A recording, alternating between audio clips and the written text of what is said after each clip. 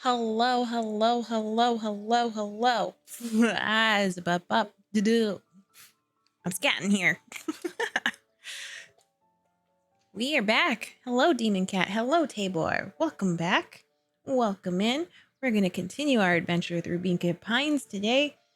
I'm 100% sure how long of a game this is.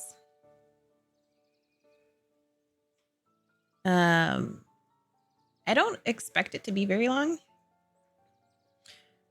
It also costs $10 for a slice of bacon in Indonesia. Really? Who used to live there? Why so much? Bacon's so good.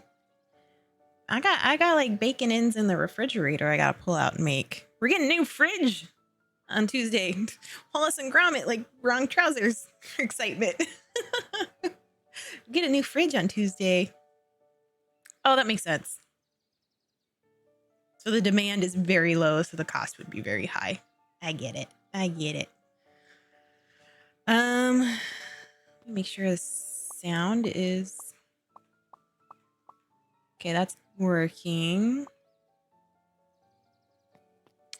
So for those of you that weren't here yesterday, we found out that Luka, our main character here, his dad died at a very young age. He's 12 years old now.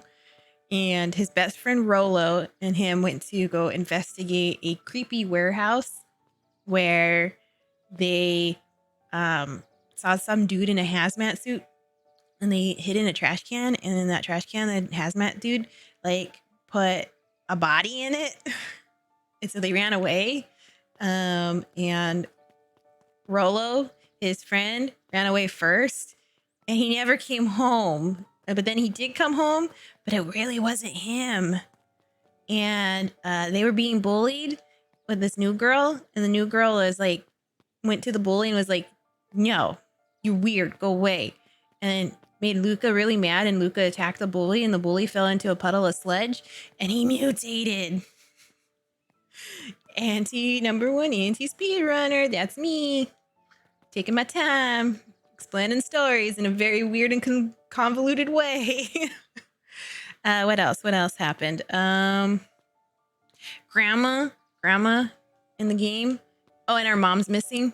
That's another important tidbit of information. I feel all caught up on the story. Not really. Yeah, and then we find we got into trouble with Rolo. We kicked his sister in the knee, and then we ran away, and that's how we ended up at the warehouse. And then we went to bed, and we had walkie-talkies that we found from the dumpsters, and Rolo had one and I had one, and in the middle of the night it started going off, and it was Rolo, and Rolo was like, "I'm underground somewhere," and we don't know where he is. So we're trying to find him. Oh, and then there's a big corporation that's like trying to destroy something. And there was a thing called the Fowl Harvest, which I have no idea what it was. All caught up now. That's how I tell stories. It's so bad. It's just this. You have to like work things in different order. Okay, so we were able to go this way before. I wonder if we can go this way now. Oh, and the other thing, as far as mechanics of the game, you get these words that you find as you do certain things, and they cause other things to happen within the story. And you have this tree. You have different branches that you work on. This branch led to our doom, which was not good. He got there in the end, even if the path took us through a spaghetti ball path. I like noodles. And so we're working on this path where Rolo is missing, but not missing. They think he's there, but he's not really there. It might be aliens. It might be magic. We don't know. Okay, so I can't go that way.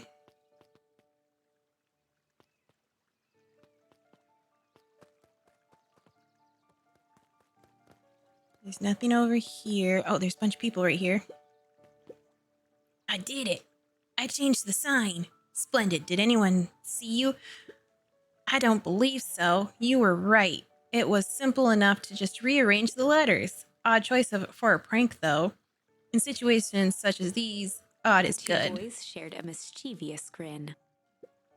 I can't wait for everyone to see the big reveal. It should be quite memorable. Let's make ourselves scarce for now. So that little guy with the vest, he's like the heir to the big Valentine company or family. They were the fertilizer company in the area, and something happened with them, and now this perennial harvest is like, I don't know if that's like them rebranding or if it's a new company. I'd better hurry up to the treehouse. Oh yeah, that's right. I have to go this way. So we gotta go to the treehouse to amplify the sound of the walkie-talkie, because there's a satellite dish that we have out there.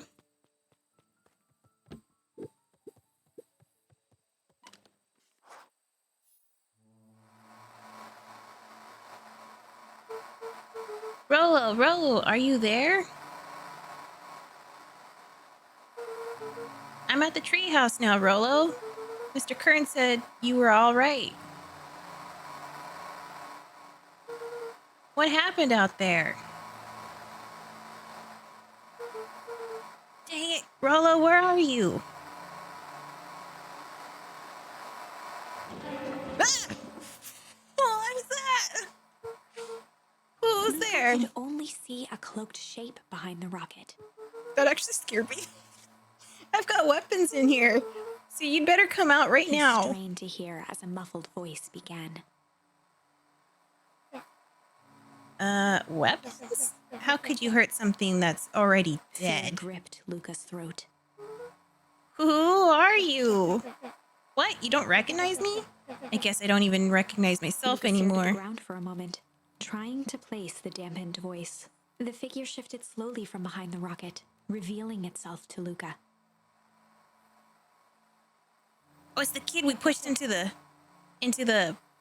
sludge. I'm a monster. Now they hunt me like the beast I am. Luka Iggy. reached over empathetically. Iggy's tone jolted to dejected anger. Don't touch me. This is all your Luka fault. slumped to the ground, overwhelmed by guilt. I'm so sorry. I didn't mean to. I lost control. So you couldn't control yourself for a second, and I get to be like this forever. There must be a way to fix this. Oh, you're gonna be my savior? Perfect little Luka saves the day.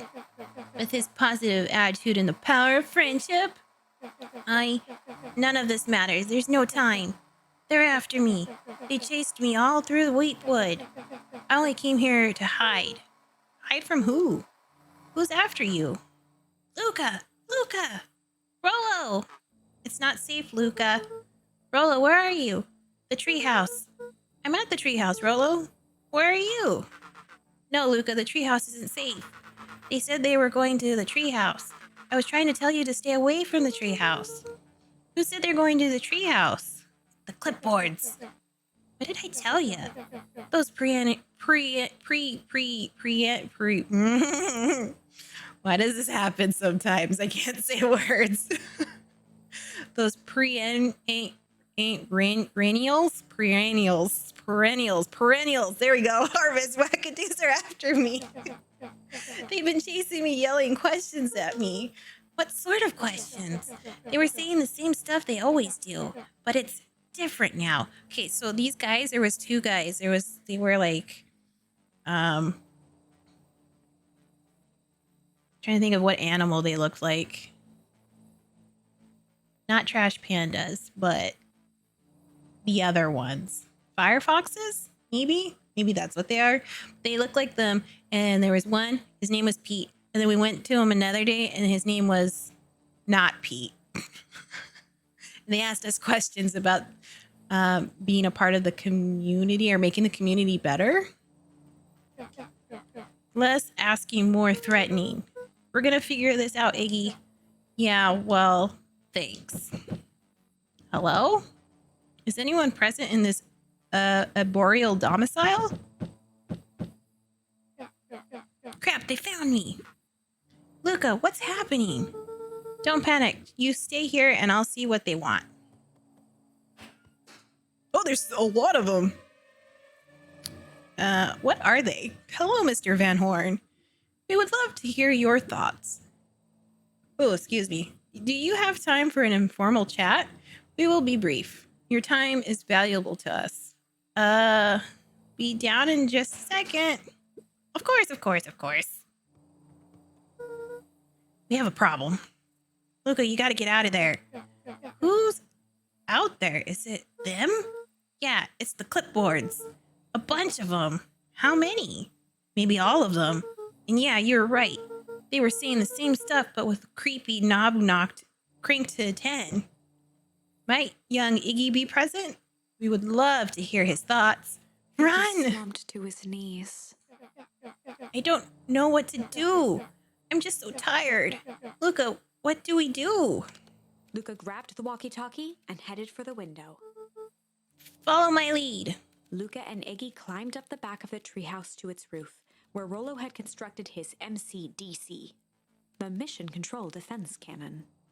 That's From cute. behind the crowd of clipboards, William Kerr strode forward, a warm smile on his face. He's like a hyena, I think. Iggy, there you are. You gave all of us a heck of a scare. Go away. Just leave me alone. Oh, I'm sorry, Iggy, but no can do. Don't worry, though. We're here to help. Help? Then why were you chasing me? Luka, can you talk some sense into your pal here? Just look at him. He's not well. He does not look, trustworthy? It's the bow tie. What's wrong with him? What did that gunk do to him? Well, that's a pretty honkin' big question, Luka. All you need to know is that he's sick. He's real sick, Luka. Just need you to let us up there and take care of him. You told me Rolo was okay, that he was back at his place resting. He is, poor fella, just got a little lost. That's a lie. That is a hurtful thing to say, Luka. I thought we were buddies. Why? Because he lets you ramble on like a wackadoo? Nobody likes you, you creep. Kerr's smile faltered. Why don't you pop on down here so we can have a face-to-face? Yelling like this is gonna give us all a heck of a sore throat. And who wants that? Luka's grip tightened on the MCDC. What did you do to Rolo, you liar? Well, shucks, Luka. The only teeny tiny fib I told you was that he was at home. He is resting and he is perfectly safe. For now, at least. What happens to him next is up to you, Luka. Look around. You're in quite the pickle and I'm the only person in the whole wide world who can help you. You get to decide how this ends. Luka's mind raced. He was caught in a trap. What do you do when there's no hope? He wiped his cheeks with a sleeve. What are you gonna do, Luka? Luka drew himself up and decided to take the only option they had left. Fight! Luka drew himself up and decided he swung the Mission Control Defense Cannon around, aiming it confidently at the smirking face of William Kerr. Hey, Mr. Kerr. Luka summoned his most insolent demeanor. Rolo sends his regards. That didn't go anywhere. Oh no. Hey, that was uncalled for more than a little rude and just plain unsanitary. Luka, I really did think we were good pals. What a shame that it's come to this. Turned his back on the two boys. In this. With a nonchalant wave of the hand, he made his exit. Are they gonna kill us? As the clipboards began to slowly advance on the treehouse, Luka looked to Iggy with resignation in his eyes. The end. The end? No! That escalated quickly. Maybe discretion was the better part of valor here. Let's put a pin in this for now. Okay, so that's a dead road. Don't go that way. So we're gonna have to go back a bit. And we're going to use a different word.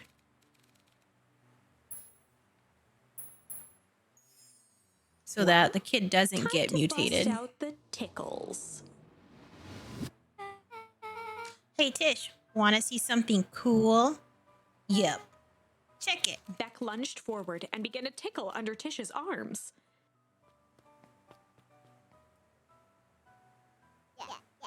What the? Tish, is she tickling you? Yep. High up. High up. Tears began to form in Tish's eyes as she gasped for breath between gales of laughter.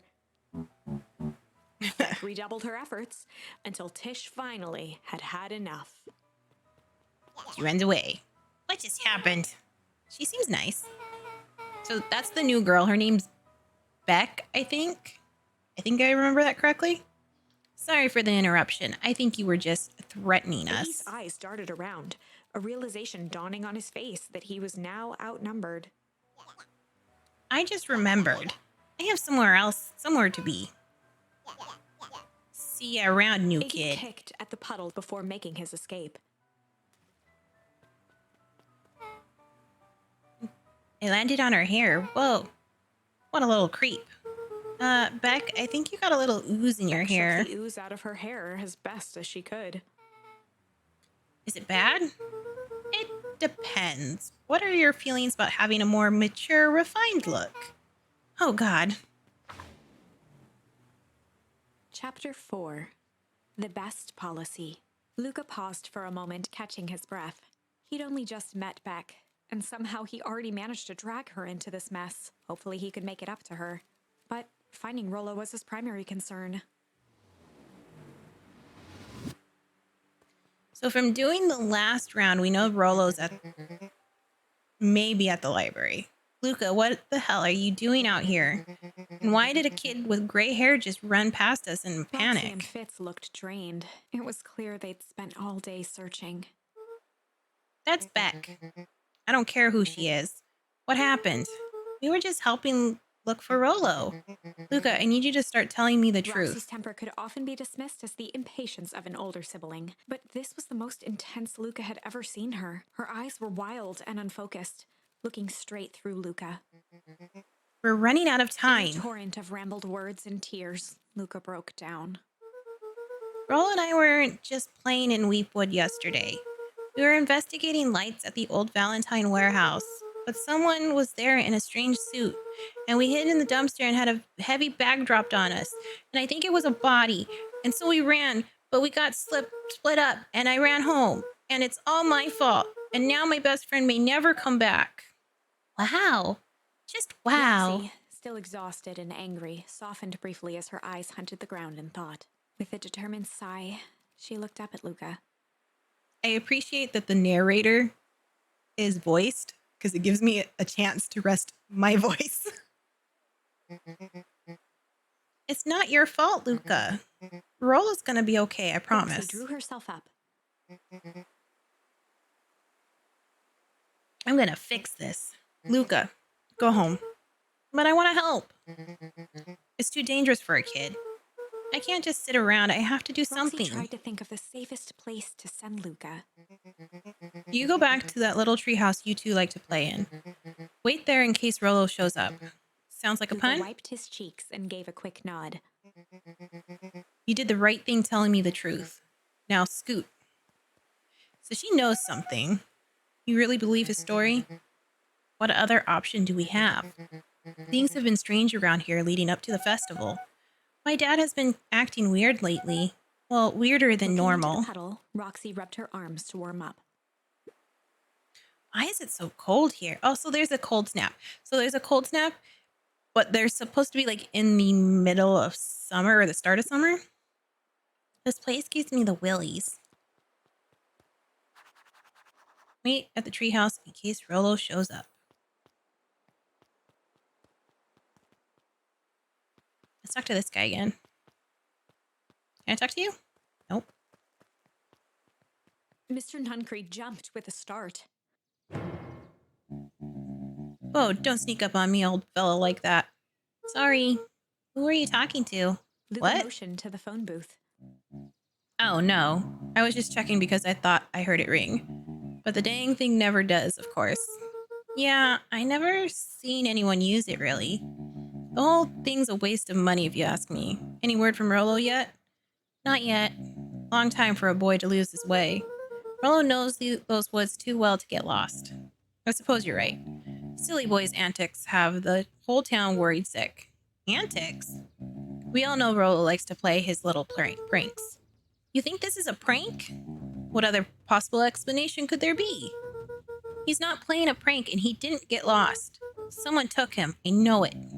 How would you know that? Unless. Luka, is there something else that you know? Mr. Nuncreed gently placed one of his substantial hands on Luka's shoulder. Dang it, boy, if there is something you know, something that could help your friend, you need to tell folks. I know nothing. Luka peered up at Mr. Nuncreed. Kind eyes warmed a stern face. There was a deeper emotion hiding beneath it all. It was subtle, but Luka could sense something eating away at him. Yeah, it's an eyeball. There was blank lurking behind those eyes. Oh no, not shame. There was a deep sadness. If Mr. Nuncreed was that worried about Rolo, maybe he could help.